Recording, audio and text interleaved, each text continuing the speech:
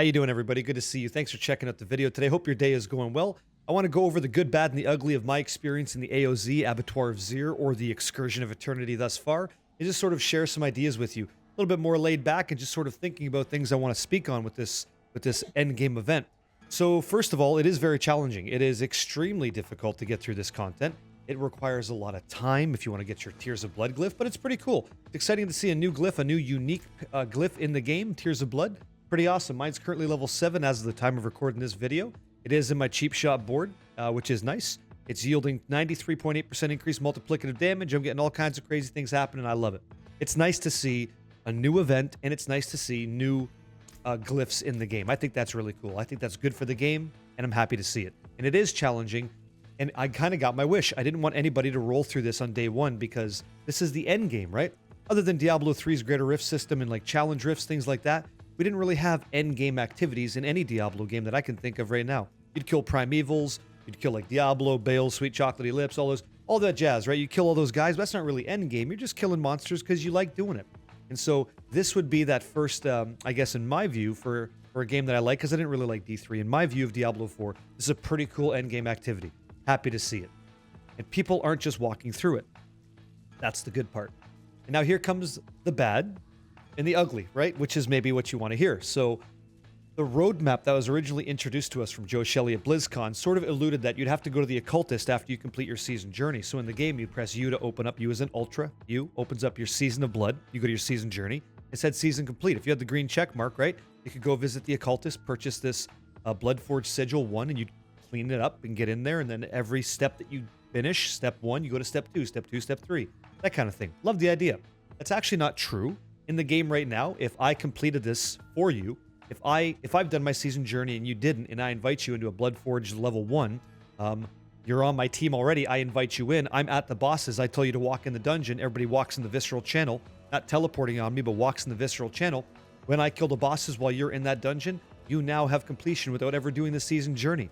You get to get and enjoy 1000 glyph XP, you get to start getting the materials to craft the next Bloodforged dungeon, which is actually not a bad thing.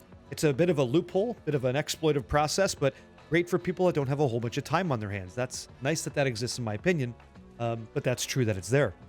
And I'm not sure if that's by intention. I assume that it's not because of the roadmap that the developers kind of laid out for us. Not great. Now, another thing earlier on, and this has been patched, is that people were buying Bloodforged level 7 sigils for 1100 sigil dust and selling them back the exact same occultist they purchased them from for 2250 sigil powder. So ultimately going infinite right there with your sigil powder if you had the gold to do so. And yeah, I did this a couple times while I was live. Exploit early, exploit often. That's the consequence of a lack of testing with the endgame mechanic that is the AOZ. And I do believe, and this is the ugly, I do believe that the AAA studio that I'm a big fan of, I'm an official Diablo partner for, could do a much better job before we roll this out to the masses, because we kind of dropped the ball in some positions here. Exploitive practices such as the current bug that I know they're aware of, and I hope that they're fixing. You don't actually have to kill anything in an AOZ. Like, I'm not even kidding you. If you're a Hydra Conjuration Sorceress, you can just keep recasting Hydra, and every single time you cast a new one and you erode or remove a previous iteration of the Hydra, you will move that progress bar in the AOZ, so you don't have to kill anything. All you have to do is just sit there and exploitively generate monsters or minions and then kill them by your own hand, and then you will summon the bosses with about 8 minutes to 9 minutes of time left on that timer, kill 3 people, and you get a tremendous amount of glyph XP. I think at level 25, it's like 3,000 or something like that, 3,000 glyph XP, which is a lot. It's a lot more than we ever had before. But the way to get it is disingenuous, and I wish it never existed, but it does. And by the way, that's also applicable to druids at a much, much lower rate, and necromancers could do the same thing using bone prisons. So the second you hear that, your ears might perk up, but that's true. And this is the ugly part again. I wish that we had better PTR testing or PTR testing in general, because we need that for this.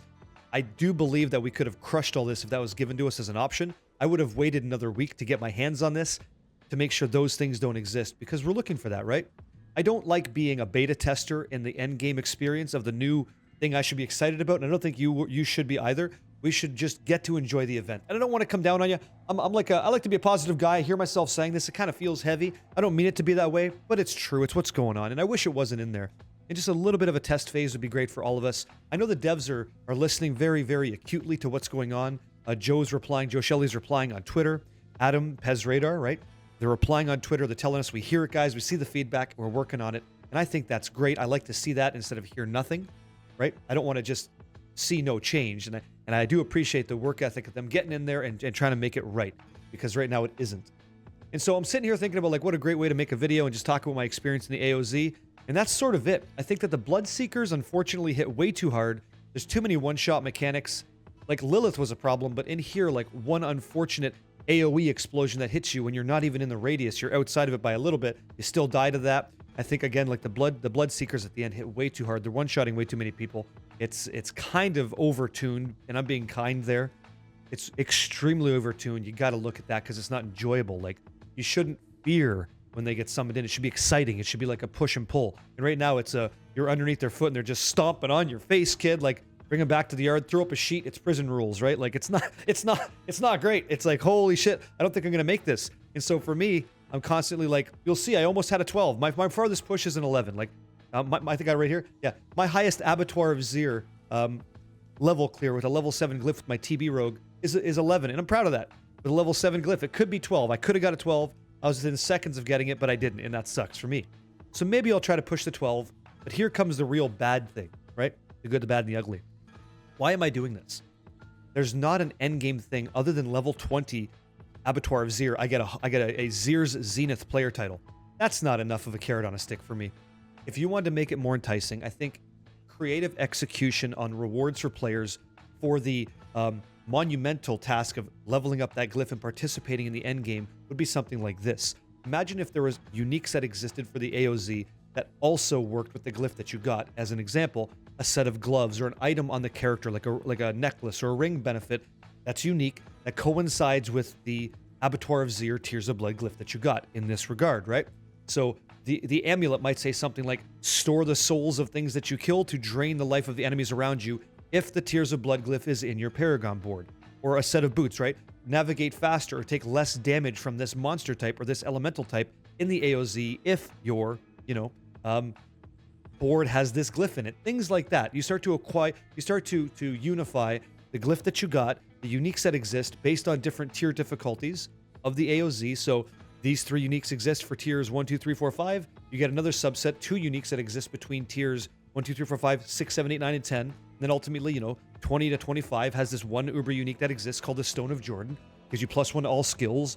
You get that anyway. And, if you happen to have the Tears of Blood glyph, which you probably have anyway because it's really powerful, in your Paragon board, you also get resource generation +50%. And you do, who knows, life leech guaranteed for everybody. Something like, I don't know, but these are just ideas, right? Things like that would make me go, okay, cool.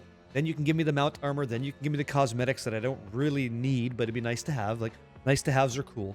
The carrot on the stick for Zir's Zenith player title, not really enough for me. Is it enough for you? You let me know with a thumbs up, thumbs down on the video, and a comment below. That helps the algorithm, helps me also know where you're at with the video, with the content of Diablo 4. What do you think about it?